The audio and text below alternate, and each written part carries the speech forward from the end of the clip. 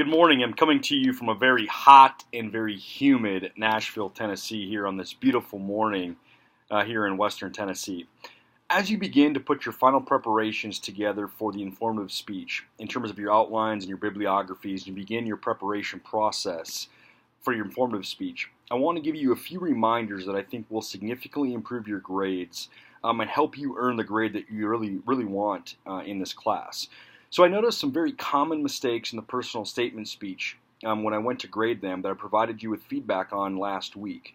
So here are some really common mistakes in your personal statement speech that really impacted your overall grades that really makes my job quite easy when it comes to grading, because these are just easy deductions that are totally in your control.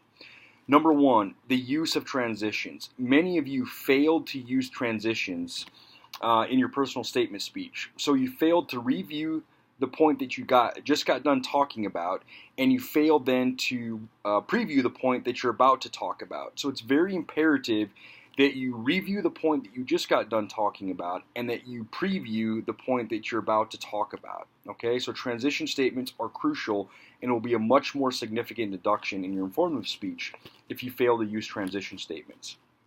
Number two, many of you failed to use overview statements. So in your introduction, you failed to tell us what are the three main ideas that you're going to cover in this speech. The same could be said in your conclusion. You failed to review the three ideas that you just got done covering in your speech.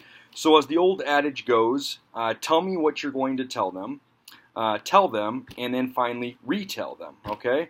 So make sure that you use overview statements in your introduction and a review statement in your conclusion.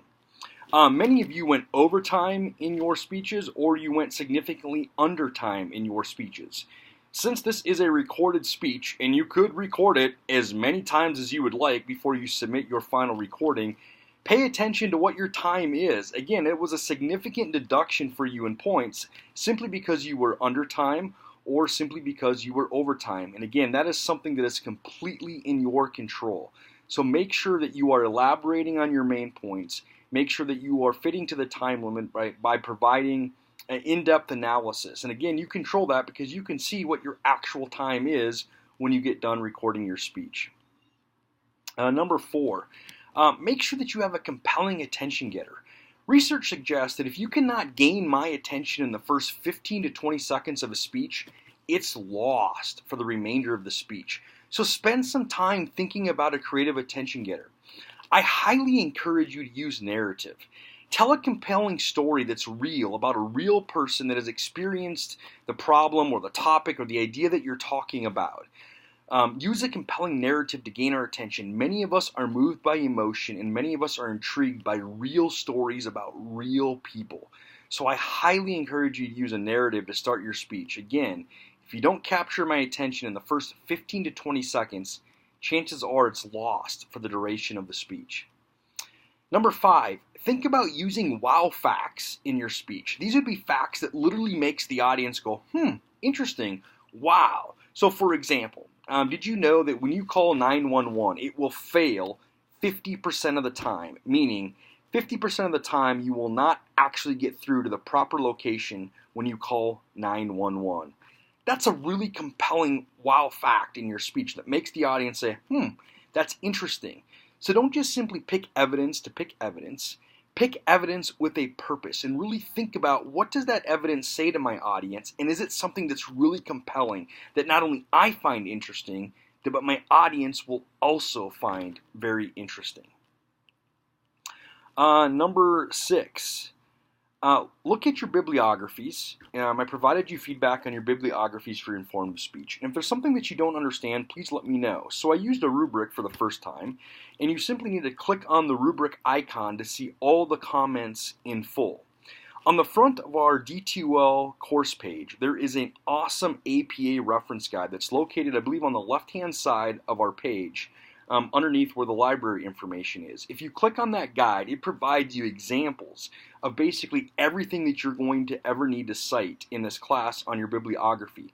I highly encourage you to locate that APA guide, pay close attention to it, and follow it as a model when you have questions. I'm happy to address questions for you, but that guide really is a wonderful tool for you when you go to put your APA bibliography together. I know that many of you are not familiar with APA, and it is highly confusing. I will admit that. So make sure that you pay really close attention to that APA source guide when it comes to creating your final bibliography. In terms of your outlines that are provided comments on here either Friday or really early this morning, here are some common mistakes that people made on their outlines. Number one, not using complete sentences. Every aspect of the outline must be in one simple declarative sentence, one complete sentence. Number two, many of you did not have the thesis in your speech in the same place 3 times. So again, at the top in the introduction and again in your conclusion. Really think about your thesis statement. It should be a simple declarative sentence that indicates the topic of your speech and the purpose of your speech. Many of you are confusing your thesis statement with your preview of main ideas, your overview of main ideas. That's separate, and that comes after your thesis, and that is not on the outline. That is something that you're going to say orally, but it is not on the outline. Go to page 275 of your textbook to look at examples of thesis statements, but it is a simple declarative sentence that articulates the purpose and the topic of your speech. Number 3 most common mistake is that many of you had more than one sentence per aspect of your outline. So every aspect of the outline should be one sentence only. When you go to give your speech orally, obviously you're going to elaborate on that, and you're going to provide many sentences of elaboration once you give your speech orally. But for the outline, it should be one sentence only that captures what it is that you want to talk about, and then when you give the speech, which will be extemporaneously, meaning with limited notes, you will expand on that orally. Okay? So one sentence only per aspect of the outline. I provided a list of, I believe, 12 tips to get a really good grade on your informative speech that I provided in the course news this morning. So I encourage you, go read those 12 tips because it provides you with some really great information on how you can earn the grade you want in the informative speech. Again, happy to address any questions that you have. Please email me. I'm happy to do that for you, but I encourage you to spend some time on those key elements for this speech that will greatly improve your grade in case you did not get the grade that you wanted on your personal statement speech. Okay?